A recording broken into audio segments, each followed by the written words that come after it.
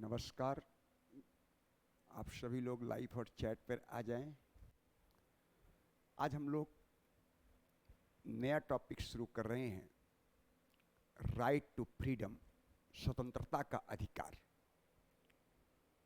Right to freedom, स्वतंत्रता का अधिकार। आज हम लोग नया टॉपिक शुरू कर रहे हैं, मौलिक अधिकार का दूसरा पार्ट। कल तक हम लोगों ने राइट टू इक्वालिटी, समानता के अधिकार का अध्ययन किया।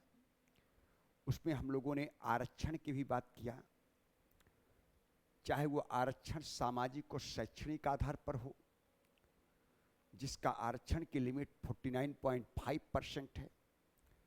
और कल हम लोगों ने EWS भी पढ़ा, इकोनॉमिकली वीकर सेक्शन, जिसके लिए आरक्षण मैक्सिमम 10% है। इसके अलावा जो सबसे महत्वपूर्ण चीज हम लोगों ने कल पढ़ा कि राष्ट्रीय पिछड़ा वर्ग आयोग, जो कि एक संविधिक निकाय के रूप में कार्य कर रहा था, लेकिन 2018 में इसे संवैधानिक दर्जा प्रदान कर दिया गया। तो कल ये हम लोगों ने क्लास पढ़ा था। आज से हम लोग राइट टू फ्रीडम, स्वतंत्रता का अधिकार देख रहे हैं, जिसका शीर्षक अनुच्छेद 19 से 22 है, यानी 4 अनुच्छेद 19 to 22। इन 4 अनुच्छेद का शीर्षक है राइट टू फ्रीडम, स्वतंत्रता का अधिकार। इसमें आर्टिकल 19 भी पढ़ना है, आर्टिकल 20 भी पढ़ना है, आर्टिकल 21 भी पढ़ना है और आर्टिकल 22 पढ़ना है। इसमें बहुत सारे प्रश्न आप लोगों से मेंस में तो पूछे ही जाते हैं, प्रीलिम्स के दृष्टिकोण से भी बहुत इंपॉर्टेंट टॉपिक है। तो अगर अब आप लोगों से कोई पूछता है कि फ्रीडम का मीनिंग क्या है, स्वतंत्रता है क्या, किसे स्वतंत्रता कहेंगे। कई बार आप लोग कहते हैं कि हम भी तो 15 अगस्त 1947 को आजाद हुए, स्वतंत्र हुए। तो फ्रीडम का मतलब क्या होता है? फ्रीडम का शाब्दिक अर्थ होता है चिंतन, अभिव्यक्ति एवं कार्य करने की स्वतंत्रता। चिंतन, अभिव्यक्ति एवं कार्य करने की स्वतंत्रता को हम लोग स्वतंत्रता मानते हैं। जब भी फ्रीडम की बात करते हैं तो हम लोग कहते हैं चिंतन की स्वतंत्रता हमारे पास, हम कुछ भी चिंतन कर सकते हैं, मनन कर सकते हैं। अभिव्यक्ति की स्वतंत्रता, मुझे विचार अभिव्यक्त की आजादी है, वो मैं अपना अभिव्यक्ति, एक्सप्रेशन किसी भी रूप में व्यक्त कर सकता हूं। बोल करके भी व्यक्त कर सकता हूं, लिख करके भी व्यक्त कर सकता हूं, कार्टून बना करके भी व्यक्त कर सकता हूं, पर्चा छपवा करके भी व्यक्त कर सकता हूं, होर्डिंग लगा करके भी व्यक्त कर सकता हूं, और आजकल इलेक्ट्रॉनिक्स माध्यमों से मैं अपने विचार को व्यक्त कर सकता हूं, अपने एक्सप्रेशन को व्यक्त कर सकता हूं। इसके अलावा मुझे कौन सा कार्य करना है, कार्य करने की स्वतंत्रता है। अपने मन मुताबिक हर व्यक्ति कोई काम कर सकता है। तो चिंतन, अभिव्यक्ति एवं कार्य करने की स्वतंत्रता को यहां स्वतंत्रता कहा गया है। और जब अभिव्यक्ति की बात करते हैं, एक्सप्रेशन की बात करते हैं, तो मैंने कहा एक्सप्रेशन व्यक्त करने के कई माध्यम हो सकते हैं। आप लोग देखे होंगे कई लोग पेपर में कार्टून बनाते हैं, उसे कार्टूनिस्ट बोलते हैं। वो अपने विचार को व्यक्त करने का माध्यम लिख करके नहीं, न बोल करके, बल्कि कार्टून बना करके अपने विचार व्यक्त करते हैं, उन्हें कार्टूनिस्ट कहते हैं।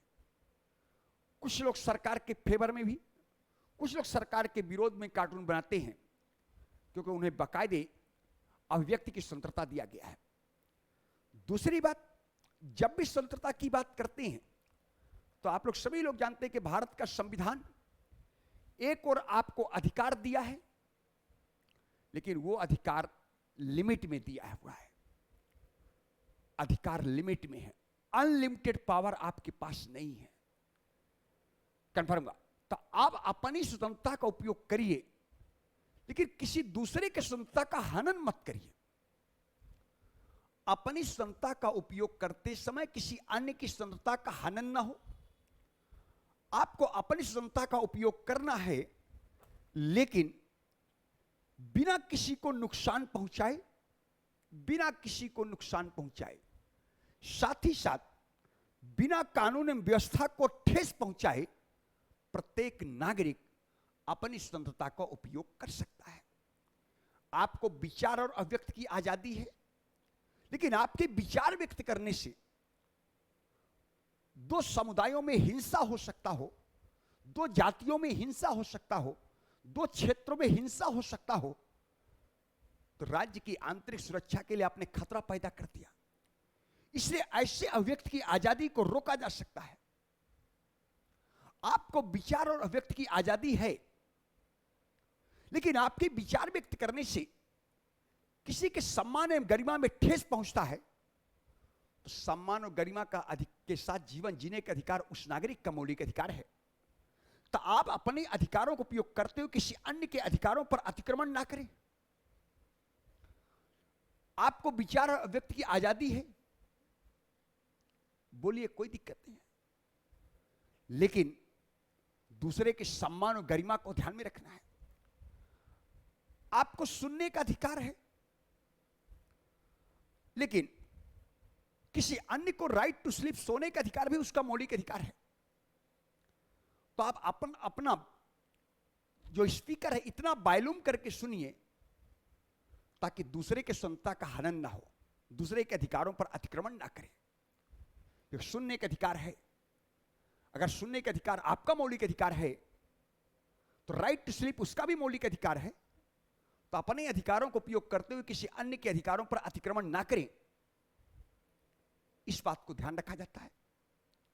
इसलिए पब्लिक प्लेस पर आप लोग देखा होगा कि 10 बजे के बाद लाउड स्पीकर चलाना मना कर दिया गया है, क्योंकि राइट टू स्लीप प्रत्येक नागरिक का मौलिक अधिकार है। ये प्राकृतिक अधिकार है, प्रकृति प्रदत्त है। ये एक मानव को मानव के रूप में प्राप्त है, जो प्रकृति द्वारा प्रदत्त है।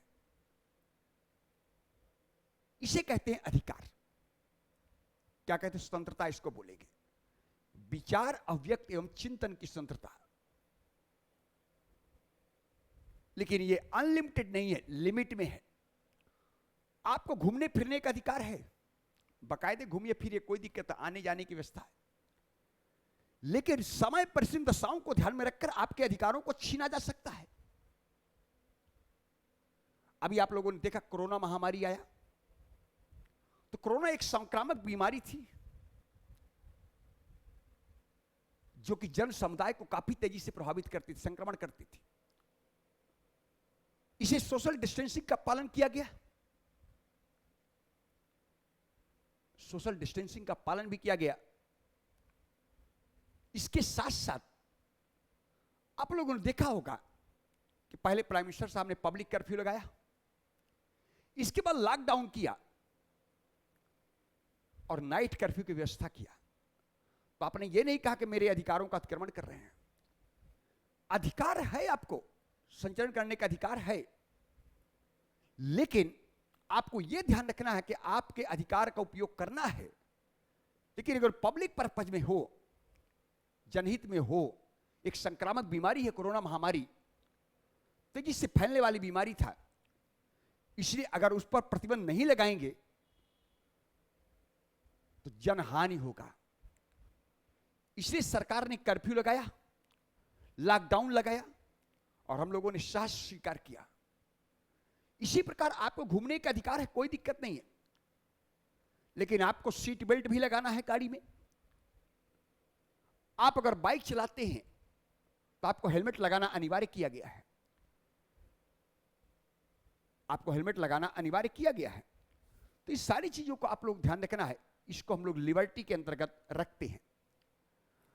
अब प्रश्न उठता है कि अनुच्छेद 19, जो स्वतंत्रता का अधिकार अनुच्छेद 19 में जो विचार एवं अभिव्यक्ति की स्वतंत्रता है, अनुच्छेद 19 की मैं बात कर रहा हूं। अनुच्छेद 19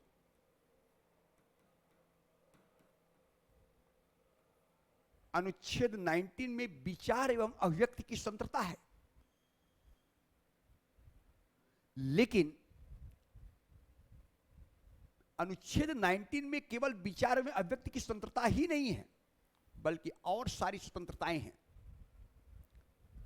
इसमें से एक है विचार एवं अभिव्यक्ति की स्वतंत्रता, जो अनुच्छेद 19 सब क्लाज 1 सब क्लाज ए के रूप में देखते हैं।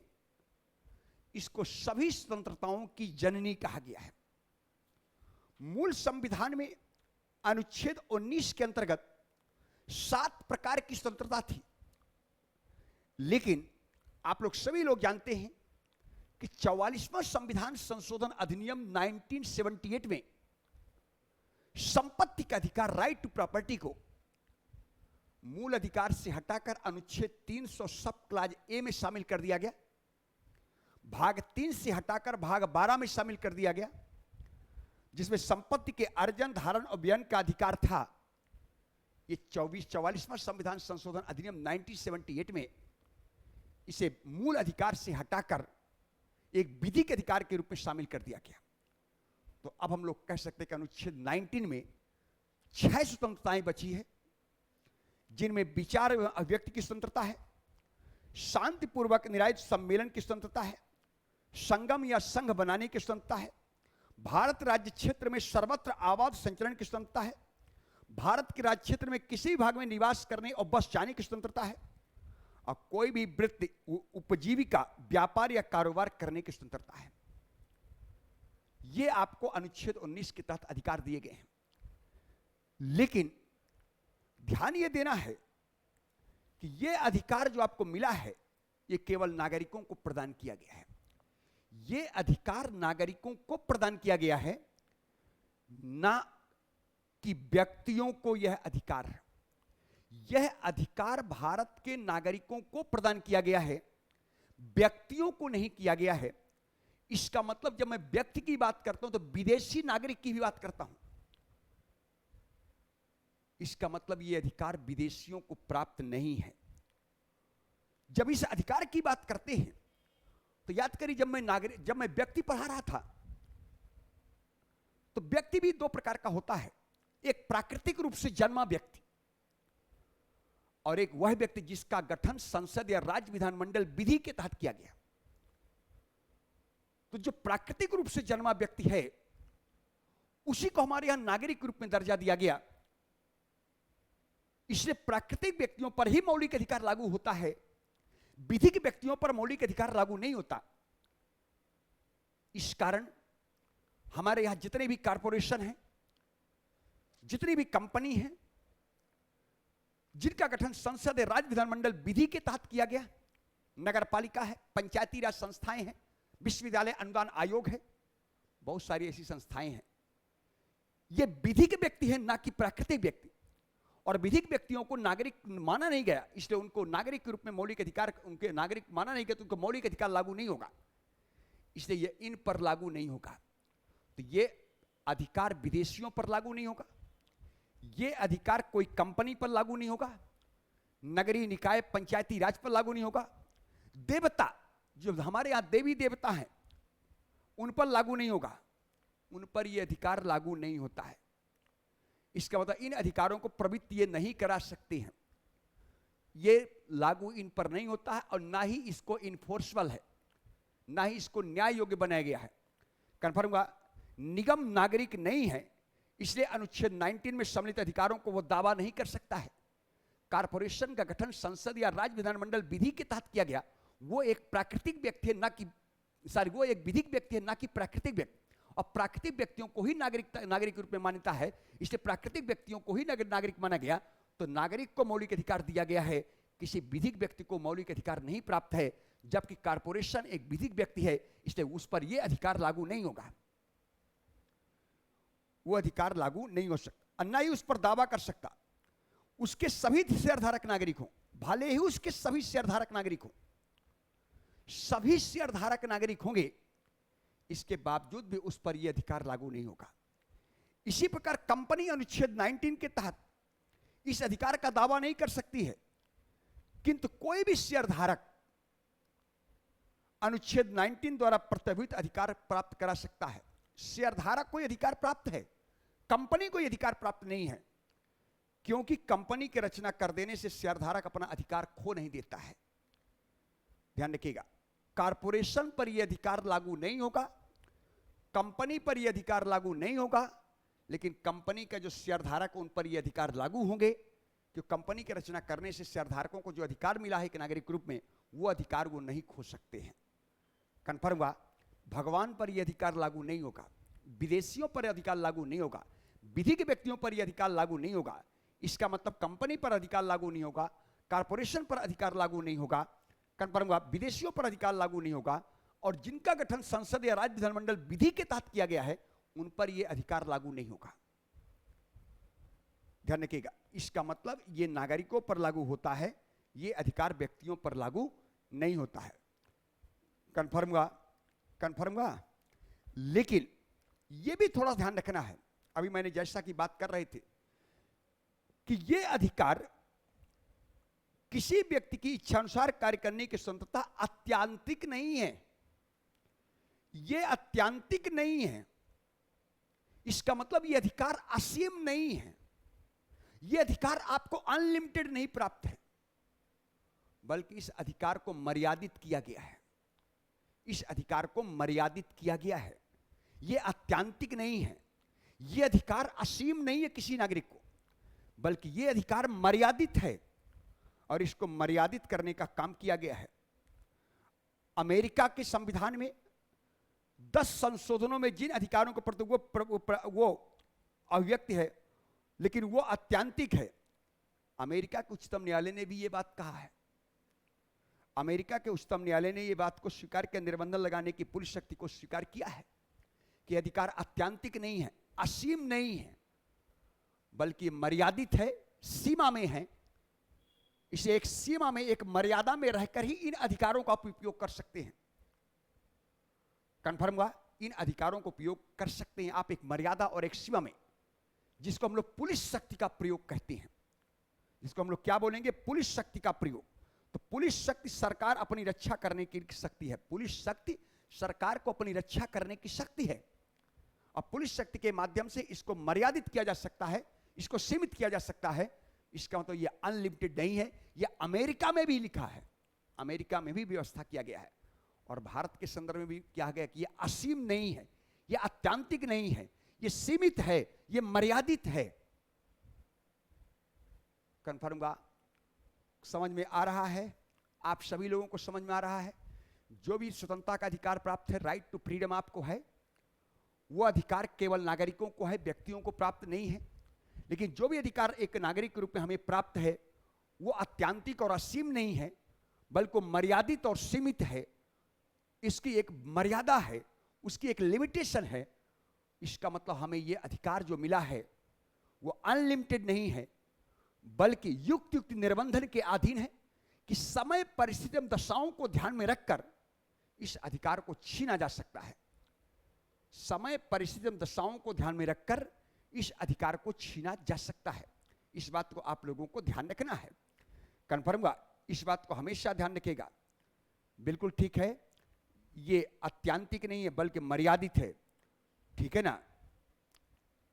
आया बात समझ में? नीतीश समझ में आ रहा है? बिल्कुल क्लियर हो रहा है? कहीं कोई समस्या तो नहीं है? ध्यान रखिएगा, ठीक है ना? इसलिए संविधान सभा में डॉक्टर अंबेडकर ने निर्बंधन की आवश्यकताओं पर बल दिया था। संविधान सभा में, कॉन्स्टिट्यूशनल असेंबली के अंतर्गत या अंदर, संविधान निर्मात्री सभा के अध्यक्ष डॉक्टर अंबेडकर ने निर्बंधन की आवश्यकता पर बल दिया था और कहा था कि मूल अधिकारों को अत्यांतिक शब्दावली में रखकर उच्चतम न्यायालय से अपेक्षा कर सकते हैं कोई संसद की सहायता करने के लिए पुलिस शक्ति के सिद्धांत का आविष्कार करे। संसद की सहायता करने के लिए पुलिस शक्ति के सिद्धांत का आविष्कार करे। हमने यह मार्ग नहीं अपनाया है। हमारा संविधान राज्य को मूल अधिकारों पर मर्यादा लगाने की अनुमति सीधे सीधे प्रदान करता है। हमारा संविधान राज्य को मूल अधिकारों पर मर्यादा लगाने का अनुमति सीधे सीधे प्रदान करता है। यह डॉक्टर अंबेडकर ने संविधान सभा के अंदर अपना मत व्यक्त किया था निर्बंधन के संदर्भ में। इसलिए हम लोग उसको युक्त निर्बंधन कहते हैं, रीजनेबल रिस्ट्रिक्शन कहते हैं, कि समय परिस्थिति एवं दशाओं को ध्यान में रखकर आपके अधिकारों को छीना जा सकता है। इसका मतलब पुलिस शक्ति का सिद्धांत इस पर लागू होगा और सुप्रीम कोर्ट, उच्चतम न्यायालय संसद के लिए या संसद को इसके संदर्भ में मदद करे और राज्य सीधे सीधे ये मर्यादाएं लगाने की अनुमति प्राप्त है राज्य को सीधे सीधे। ये डॉक्टर अंबेडकर ने संविधान सभा में कहा था। इसलिए हमारे यहां जो भी आपको अधिकार प्राप्त है वो अधिकार एक मर्यादा में है, वो अधिकार जो मिला मर्यादा में है कि समय परिस्थिति दशाओं को ध्यान में रखकर उसे छीना जा सकता है। इसका मतलब जो भी अधिकार है, जो भी क्षमता आपको प्राप्त है, वो अनलिमिटेड नहीं बल्कि एक लिमिट, एक सीमा में प्राप्त किया गया है। कन्फर्म हुआ? इसलिए आप जब भी पढ़ेंगे तो अनुच्छेद 19 पढ़ते हैं तो अनुच्छेद 19 सब क्लास 2 में देखा जाए तो युक्ति निर्बंधन की बात किया गया कि समय परिस्थिति दशाओं को ध्यान में रखकर यह अधिकार को छीना जा सकता है। अब प्रश्न उठता है कि संविधान युक्ति निर्बंधन लगाने की अनुमति देता है? संविधान राज्य को निर्बंधन लगाने की अनुमति देता है कि सीधे सीधे राज्य लगा सकता है? ऐसा करते समय अनुमति तो देता है, लेकिन ऐसा करते समय व्यक्ति के हित एवं लोक कल्याण के मध्य संतुलन स्थापित करने का प्रयास किया जाए। जो युक्ति निर्बंधन संविधान लगाने की अनुमति देता है, वह ऐसा करते समय राज्य व्यक्ति के हित एवं पब्लिक इंटरेस्ट, व्यक्ति के हित यानी पब्लिक इंटरेस्ट एवं लोक कल्याण के बीच संतुलन स्थापित करने का प्रयास करे। व्यक्ति के हित एवं लोक कल्याण के बीच संतुलन स्थापित करने का प्रयास करे, यह लिखा हुआ है। इसलिए युक्ति निर्बंधन शब्द अर्थ व्याप्ति क्या है, इसका निर्धारण करने की शक्ति न्यायालय को दिया गया। इसका निर्धारण करने की शक्ति न्यायालय को दिया गया। इसका मतलब मोटे अक्षरों में ध्यान दें कि रीजनेबल रिस्ट्रिक्शन न्याय योग्य है, इनफोर्सेबल है, उसको न्यायालय में चैलेंज किया जा सकता है। यह आप लोगों को ध्यान में रखना है कि न्याय योग्य है, यह रीजनेबल रिस्ट्रिक्शन न्याय योग्य है, इनफोर्सेबल है, इसे न्यायालय में चैलेंज किया जा सकता है। कंफर्म हुआ? और अंतिम निर्णय इसका न्यायालय ही करेगा। अंतिम निर्णय इसका न्यायालय ही करेगा। इस प्रकार निर्बंधन या युक्ति निर्बंधन जुडिशियल रिव्यू का एक विषय है। यानी युक्ति निर्बंधन को भी न्यायिक पुनराविलोकन जुडिशियल रिव्यू के अंतर्गत रखा गया कि न्यायपालिका इसका जुडिशियल रिव्यू कर सकता है, इसकी न्यायिक समीक्षा कर सकता है, यह इनफोर्सेबल है कि सही है युक्ति निर्बंधन कि नहीं है। जबकि इसको लगाने का अधिकार संविधान राज्य को बकायदे दिया है, लेकिन पब्लिक इंटरेस्ट लोक व्यक्तिगत हित, पब्लिक इंटरेस्ट व्यक्ति के हित एवं लोक कल्याण के मध्य सामंजस्य स्थापित करने का प्रयास किया जाए। इसलिए लोक कल्याण और व्यक्तिगत हित में कई बार टकराव होने की गुंजाइश है।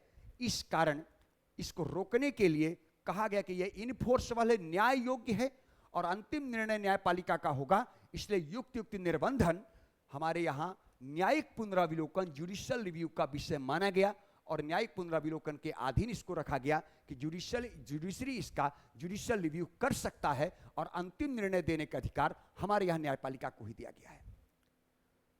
कंफर्म हुआ? इसका मतलब युक्ति निर्बंधन जुडिशियल रिव्यू के अधीन रखा गया है। इसलिए अगर इसका न्यायिक समीक्षा होगा तो अंतिम निर्णय हमारे यहां सामान्य सर्वोच्च न्यायालय सुप्रीम कोर्ट का ही होगा। सामान्य सर्वोच्च न्यायालय का निर्णय ही अंतिम होगा, सुप्रीम कोर्ट का निर्णय ही अंतिम होगा। इस चीज को आप लोगों को समझना है। बिल्कुल समझ में आ रहा होगा? जल्दी बोलो, बिल्कुल समझ में आ रहा? कहीं कोई समस्या तो नहीं है? कहीं कोई समस्या तो नहीं है ना? इसको आप लोगों को ध्यान में रखना है। इसके बाद हमारे यहाँ अनुच्छेद 20 जो आता है, आप लोग सभी लोग सुने होंगे कि अनुच्छेद 20 भी हमारे यहाँ 20। अनुच्छेद 20 में जो व्यवस्था किया गया है, इसमें 20 में 3 पार्ट हैं। 20 में जब हम लोग पढ़ते हैं, अनुच्छेद 20 जब पढ़ते हैं तो हमारे यहाँ 3 पार्ट में पढ़ते हैं उसको। भूतलक्षी दांडिक विधि, अपराधों के लिए दोषसिद्ध से संरक्षण, अपराधों के लिए दोषसिद्ध के संबंध में संरक्षण, ये अनुच्छेद 20 में है। अनुच्छेद 20 अपराधों के लिए दोषसिद्ध के संबंध में संरक्षण। इसमें अनुच्छेद 20 सब क्लाज 1 की बात किया गया, 20 सब क्लाज 2 और 20 सब क्लाज 3 है। 20 सब क्लाज 1 में कहा गया कि भूतलक्षी प्रभाव से संरक्षण, भूतलक्षी प्रभाव से संरक्षण। इसका मीनिंग हुआ कि मान लीजिए कोई आपसे आज गलतियां हो गई, कोई आपसे आज गलती हो गई, लेकिन जो आज आपने गलत कार्य किया, आपकी नजर में गलत है, समाज की नजर में गलत है, लेकिन कानून की नजर में वो आज अपराध की श्रेणी में शामिल नहीं है। जो आपने कृत्य किया वो आपकी नजर में गलत काम हो गया, समाज की नजर में गलत काम हो सकता है, धर्म की नजर में गलत काम हो सकता है, लेकिन देश का सर्वोच्च कानून भारत का संविधान है, कानून है। कानून की नजर में वो अपराध की श्रेणी में आज नहीं है। लेकिन 2026 में संसद कानून बनाकर उसे अपराध की श्रेणी में शामिल कर ले, और आज अपराध आपने किया 2024 में, और 2026 में वो कृत्य अपराध की श्रेणी में शामिल कर लिया संसद कानून बनाकर, तो वो कानून आज आप पर लागू नहीं होगा, क्योंकि आपने जिस समय ये गलत कृत्य किया था वो अपराध की श्रेणी में नहीं है, और 2026 में अगर वो अपराध की श्रेणी में शामिल कर लिया गया तो वो कानून आप पर लागू नहीं होगा। इसे कहते हैं भूतलक्षी प्रभाव से संरक्षण। दूसरा अनुच्छेद 20 सब क्लाज 2 में दोहरे जोखिम से संरक्षण, हमारे यहां दोहरे जोखिम से संरक्षण की बात किया गया कि एक अपराध के लिए एक ही बार अभियोजित या दंडित किया जा सकता है। यानी अगर आपने एक अपराध किया है तो एक ही बार आपको सजा मिलेगी, एक ही बार आपको दंड मिलेगा। लेकिन यदि अभियोजक को दंड नहीं मिला तो केस कभी भी रीओपन हो सकता है, केस कभी भी रीओपन हो सकता है। इसे हम लोग दोहरे जोखिम से संरक्षण कहते हैं कि एक अपराध के लिए एक ही बार अभियोजक को दंड मिलेगा।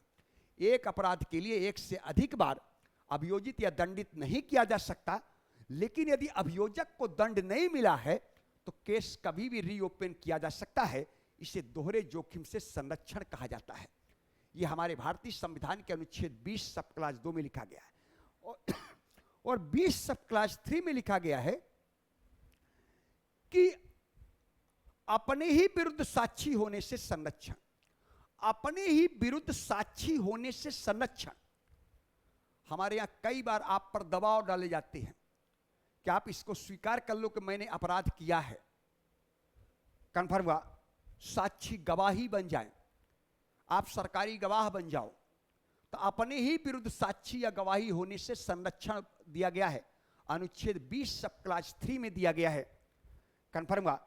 तो इसको हम लोग कहते हैं अनुच्छेद 20 में क्या व्यवस्था किया गया है।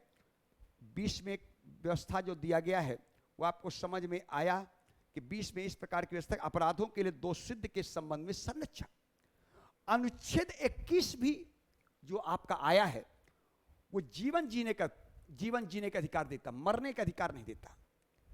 इसका मतलब प्राण एवं दैहिक स्वतंत्रता का अधिकार, और प्राण एवं दैहिक स्वतंत्रता के संदर्भ में संरक्षण दिया गया कि प्राण एवं दैहिक स्वतंत्रता का अधिकार तभी छीना जा सकता है जब वो जब वो रीजनेबल हो, रीजनेबल हो, तार्किक हो और सही हो।